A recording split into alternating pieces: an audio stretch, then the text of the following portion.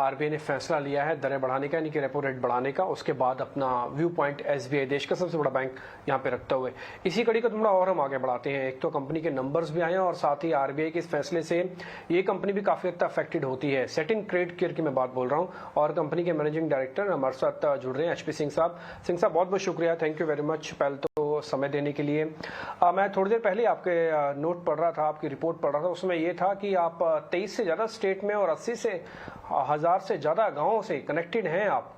तो ये जो आरबीआई का फैसला है ये आपकी बैलेंस शीट पे कितना इम्पैक्ट डालेगा? देखिए, हम लोग तकरीबन 90,000 गाँव में अब काम करते हैं और 23 स्टेटों में काम करते हैं। तो जो बॉटम ऑफ द पिरामिड है, जो माइक्रो फाइनेंस की बोरोवर्स हैं, उनके लिए तो प्रैक्टिकली क्या है, क्रेडिट देना ही सबसे बड़ा सवाल है कि उनको ऑर्गेनाइज क्रेडिट कभी नहीं मिलता, उनको ऑर्गेनाइज कभी कोई फंडिंग नहीं मिलती है।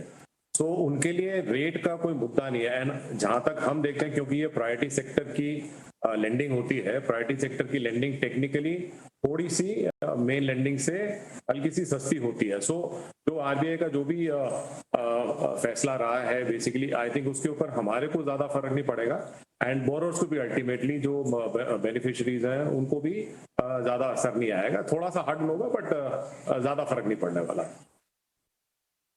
गुड मॉर्निंग सर, एक बात बताइए आप, क्योंकि हम देख रहे हैं कि आपके पास तो क्या सफिशिएंट लिक्विडिटी है लगभग 1300 करोड़ की, तो ऐसे में आपको भी ज्यादा यहाँ आपके लिए, अगर आप प्रायोरिटी सेक्टर आपने कहा कि वहां इतना फर्क नहीं पड़ता, तो मोर और लेस क्या मानना चाहिए कि इसका इफेक्ट आप पर ज्यादा नहीं होगा?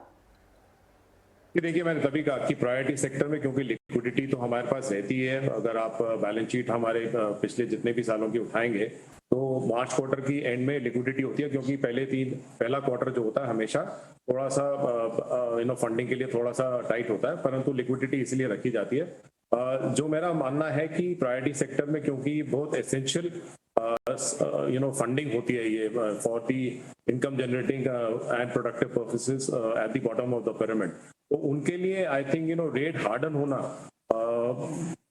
बहुत कम चांसेस होते हैं। होगा, हम ये नहीं कह रहे कि नहीं होगा, क्योंकि सबके रेट हाइक्स हो रहे हैं, बट अल्टीमेटली उसका जो इफेक्ट है वो इफेक्ट इतना ज्यादा नहीं होगा ऑन द ग्राउंड।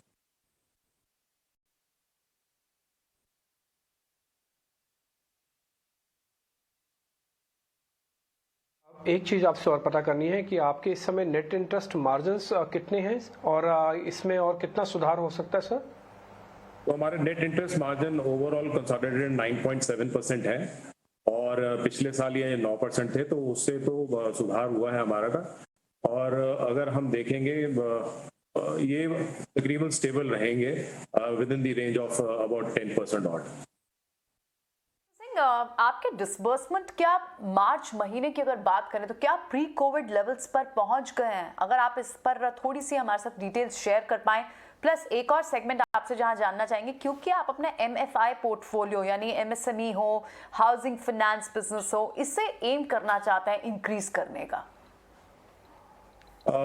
देखिए कि जो मार्च क्वार्टर था वो मार्च क्वार्टर में तकरीबन कोई लॉकडाउन, कोई ब्रेकेजेस नहीं थे या कोई रुकने का कोई मतलब नहीं था। तो ये प्री कोविड लेवल के लिए डिसबर्समेंट्स हो गई हैं and carrying that from the March quarter. अभी ये लग रहा है कि जिस तरीके से हम मार्च क्वार्टर को प्री कोविड लेवल की तरह डिसबर्स कर सके हैं, जो फर्दर क्वार्टर्स हैं उसमें भी डिसबर्समेंट उसी तरीके से होगी जो प्री पैंडेमिक लेवल्स हैं। उसके अलावा जो हमारी सब्सिडीज है, एक एमएसएमई वाली है और जो हाउसिंग फाइनेंस है, वहां पे जो डिमांड है वहां पे भी डिमांड काफी भरपूर आ रही है। सो अगर आप एक्चुअली में देखें इकोनॉमिक रिकवरी होने के बाद after the covid pandemic and the way the incomes have been, जिस तरीके से इनकम जनरेट हो रही हैं और बॉटम ऑफ द पिरामिड में सबसे ज्यादा, बिकॉज हम हाउसिंग में भी थोड़ा रूरल में काम करते हैं और एमएसएमई में भी हमारा रूरल फोकस काफी है।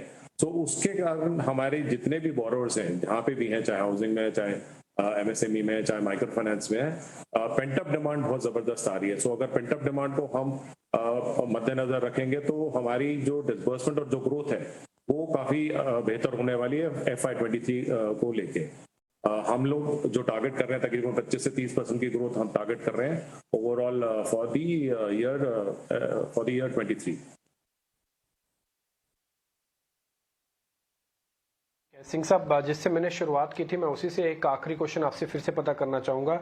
आपको ऐसा लगता है कि आगे चल के ब्याज दरें और बढ़ेंगी? अच्छा, ये तो कंसेंसस हो सकता है कि ब्याज दरें और बढ़ सकती हैं, लेकिन कितना बढ़ेगा ये आप अपने अनुभव से भी बता सकते हैं। सर, कितना बढ़ने वाला है? देखिए, कुछ फिगर तो नहीं है, बट हाँ, इंटरेस्ट रेट जिस तरीके से हार्डन हो रहे हैं अभी, आई थिंक थोड़ी से और बढ़ेंगे, बिकॉज इन्फ्लेशन अगर टेम नहीं हो पा रही है। सो माय सेंसेस की आरबीआई जरूर और बढ़ाने की कोशिश करेगा। बट मेरा कहना मानना वही है कि जो अल्टीमेट इफेक्ट जो बोरोर को आता है वो बहुत कमता ही होगा, क्योंकि प्रायोरिटी सेक्टर है।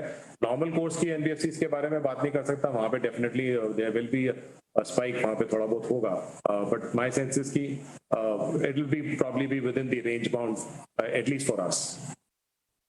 मिस्टर सिंह, बहुत बहुत शुक्रिया आपका आज हमें समय देने के लिए, इस पर बात करने के लिए। कंपनी के रिजल्ट्स भी आए थे और 6 कंसेक्यूटिव क्वार्टर्स रहे हैं जब प्रॉफिटेबल रही है कंपनी, हाउसिंग फाइनेंस में है। और हमसे मैनेजमेंट अपने रिजल्ट्स के बाद रिएक्शन भी दे रहे थे और साथ ही आरबीआई के इस मूव के बाद भी अपनी व्यू यहाँ रख रहे थे। चलिए एक बार फिर से बाजार